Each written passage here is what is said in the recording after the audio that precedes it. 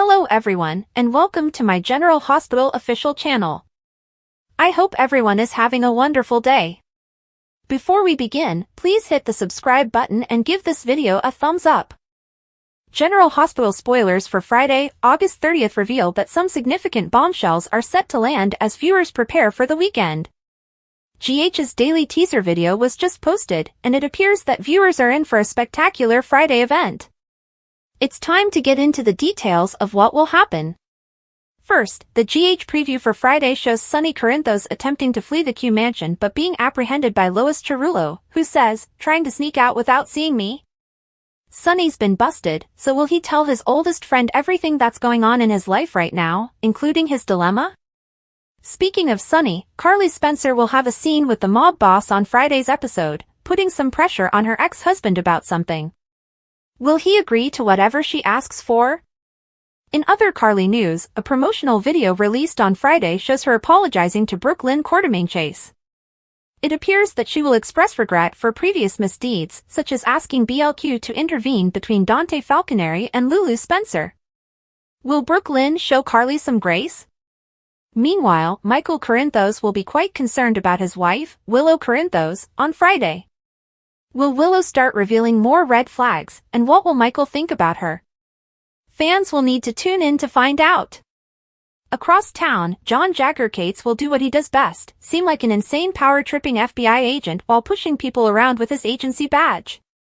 The GH Daily Preview depicts Christina Corinthos Davis asking someone, "How are you going to charge me with the death of my own child?" However, given how Molly Lansing Davis is feeling right now, is there a risk she will try to charge Christina separately from the case John is handling? Added previews for John suggest that during the Friday, August 30th episode, Alexis Davis would go all out against the FBI agent. It's evident that she'll back John into a corner, as the daily teaser video shows John warning her, "One call to the Bar Association and I can make that go away." Does John truly believe he can get Alexis' legal license revoked again? As for Ava Jerome, GH teasers for Friday's episode say she will be terrified. Given everything that has happened in recent days, she has lots of solid reasons for it. The daily advertising video for Friday depicts Elizabeth and Agent Boyles driving in the dark, with the suspicious agent saying, "Your life is in Agent Cates's hands." Ava appears nervous, and who can blame her at this point? Finally, Lucky Spencer will be in a tight place on Friday, as the GH teaser video shows him tied up in a cell with thugs on either end, awaiting an interrogation of some sort. Lucky will meet actor Carlos Rhoda, who makes his soap debut on Friday in a top-secret and undisclosed role. Will Rhoda be the good or bad guy? General Hospital spoilers indicate that Friday's episode will be memorable, with plenty of cliffhangers, so viewers will need to check in to ensure they don't miss a second of the action in Port Charles. Cates apologizes to Christina for having to go through this, and her father is the one who has kept her here. He claims her kid is no longer with her because Sonny convinced her that protecting him was more important than caring for her child. She screams for him to stop and leave her alone. She begins to sob, and he suggests that if she knows anything about Sonny's crimes, it may assist reduce the accusations against her. He's giving her an opportunity to better herself. Christina's tone immediately shifts. She claims he is attempting to accuse her of killing her baby and file charges against her father. Christina informs Cates, "The only criminal I see here is you." She labels Jagger a punk who is obsessed with bringing down her father, and he is using her and her deceased daughter against him. She assures him, "You will not use me against my father, you son of a bitch."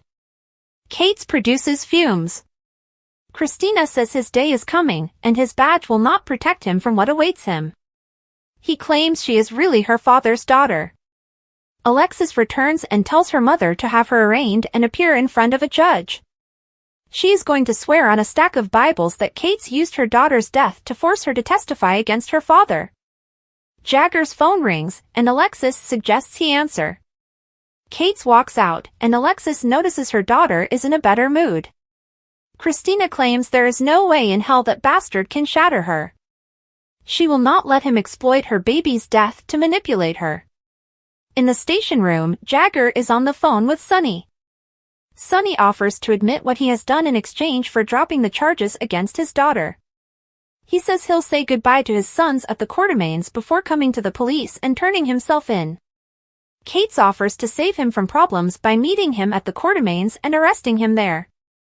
Brooklyn informs Chase at the Quartermaines that Monica has requested that they dress for dinner because she was unable to attend Drew's event. Violet overhears and asks if she can also dress up. Brooklyn admits she can and offers to do something with her hair. Violet claims that she does not need to fix her hair and does not want to be a bother. They sat Violet down and assured her that she would never be a bother. Violet asks Uncle Chase when her father will return home. Chase isn't sure, but he's trying hard to overcome his illness and get back to her. They both assure her that they enjoy having her living with them. They informed her that Wiley and Leo were in the playroom and that some other children would be arriving soon. She admires how large this family is, but she wonders when they will have their own baby. They are taken aback and agree that it is an excellent question, but they have recently married. Violet inquires as to whether or not they desire a baby. Brooklyn smiles and says, they do. In the kitchen, Dante calls Rocco to check in. He is attending baseball camp. Olivia believes it was a wise decision to send him as a distraction. She asks Dante how he is doing. He wishes he could have joined Laura and Kevin in their search for Lucky, but camp is about to end. Olivia believes Lulu would agree of him staying with their son. Dante admits he wishes he had stayed with Lulu when he had the chance. Olivia informs him that he had no idea he'd be away with the WSB for so long, and that he had to leave her when he returned home to protect her from his PTSD. She emphasizes that he believed what he did was correct at the time, and he fought his way back to people who loved him. Dante knows that by the time he arrived home, Lulu had moved on. He hates the fact that he may never be able to tell her how much he regrets his actions. Olivia inquires whether he regrets his life with Sam. He doesn't, but he's concerned that Lulu won't be able to start her own life with anyone. Olivia argues they can't rule her out yet, and he agrees. Later, Carly comes and is astonished to see Dante and not Lulu. He snaps that she is no longer alone and that others are with her. Carly learns that Laura went seeking for Lucky. Olivia expects Carly will remain for dinner. Carly is doing what Monica requested her to do, most likely to annoy Tracy. Olivia dismisses herself, and Carly informs Dante that she has spoken with Sonny, and he will be tested for Lulu. She also learned from Liz that the medicine could be causing liver failure. Dante believes she is accusing him of something, and, contrary to popular belief, he did not abandon Lulu. He accuses her of sounding like Tracy and failing to show genuine concern for him and Lulu. He pays Brooklyn to break them up in front of her. Carly can't believe he's bringing it up again, she thought they'd moved on years ago. He snaps that it takes a particular sort of person to sledgehammer someone else's life, and she has no concept what that means for Brooklyn. Brooklyn happened to be listening in. Portia, Curtis, Michael, and Willow all attend Drew's political gathering in the park. Drew praises Congressman McConkey, the mayor, and Willow for being his strongest supporters. He also thanked his business partner and nephew, Michael. Michael asks Willow where McConkey is, as he was meant to be here. Portia moves aside to check on Heather's labs. Curtis interrupts her phone call and inquires as to why she is checking on Heather. Heather was hospitalized last night, according to Portia, and she has hired a new lawyer. Rick Lansing is a person they know. She has no idea what transpired with Scott, and he simply passed the matter off to Rick. She claims to have researched Rick and discovered that he is an excellent lawyer with a winning track record. After the rally, Michael congratulates Drew before leaving to accompany Monica to her latest routine doctor appointment. Willow and Drew are left alone together. Willow praises Drew for his comments about her, and he claims she was the one who helped him understand how much he wanted to run. Willow inquires about the congressman, and Drew is expecting him and hopes nothing is wrong. Drew approaches Curtis and Portia to thank them for coming and supporting him.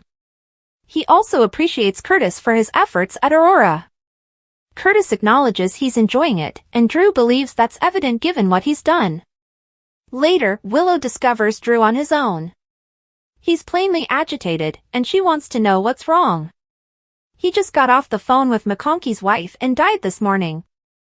Willow apologizes. Drew is emotional and wants to discuss somewhere else, so they leave. As the rally winds down, Curtis and Portia locate a park seat to relax and talk, and Portia can tell he enjoys his job at Aurora.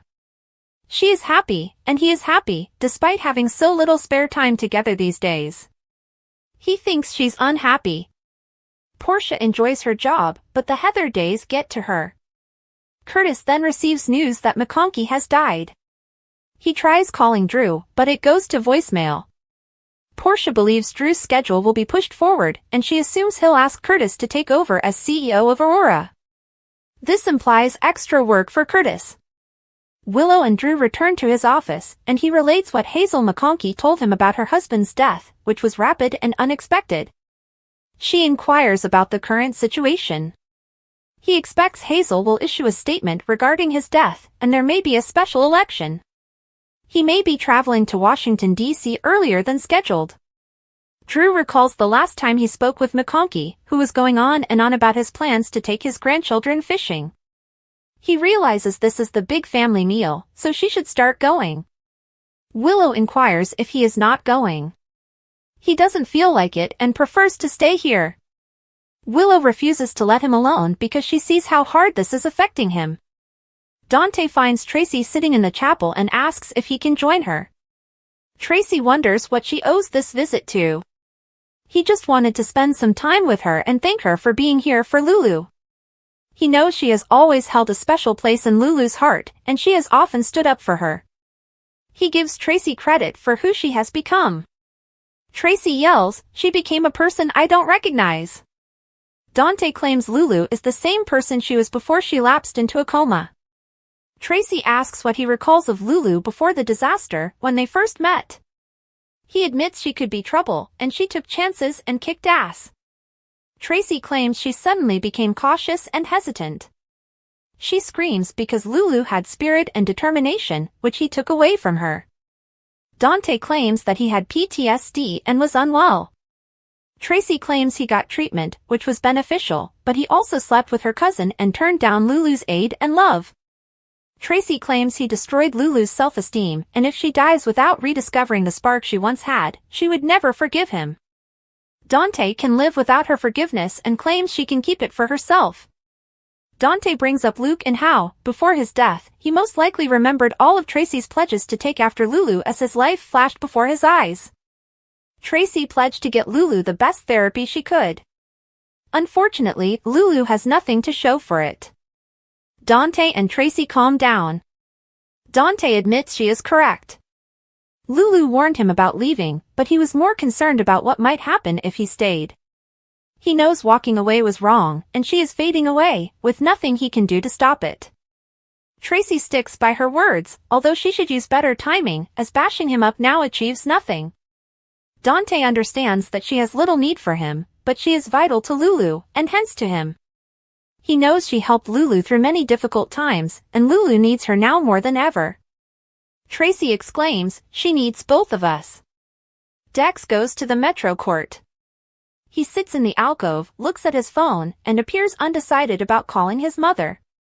Later, Joss arrives to surprise him. He wasn't certain he'd see her tonight. Joss explains that it was too late to see Lulu and nothing could be done, so her mother told her to go enjoy her life. He understands how difficult it is to let go of worry. Joss believes there is a chance Lulu will be fine, but things may go wrong. He says they have to pray that everything goes right. Nicholas is released from Flatland Prison to visit his mother. They're both in tears. They sat down, and he inquires about Ace. Laura sends him images and updates on how he is doing. Given the timing of this unexpected visit, he suspects something is wrong. Laura claims they have a problem with Lulu and she needs him. Nicholas has blood drawn, and they await the findings, which should arrive within an hour. Nicholas recalls the first time he saw Lulu, when she was unwell. He still has a mark on his back from bone marrow extraction.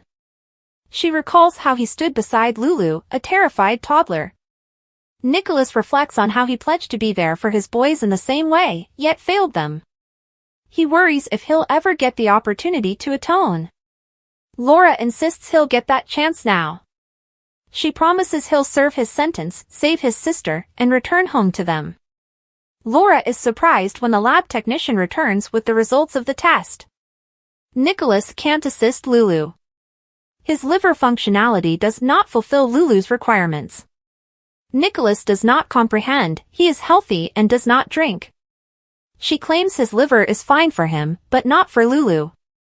Nicholas says it will be fine. He reminds her that Lulu has other relatives, and he instructs his mother to find and bring Lucky home. Laura and Liz are sitting in Portia's office together. Portia and another doctor diagnose Lulu with medical cirrhosis of the liver.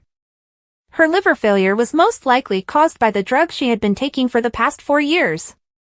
Laura believes they can adjust the meds, but the physicians say it is not that simple. Thanks for watching. If you like this video, so please don't forget to subscribe my channel and don't miss any update.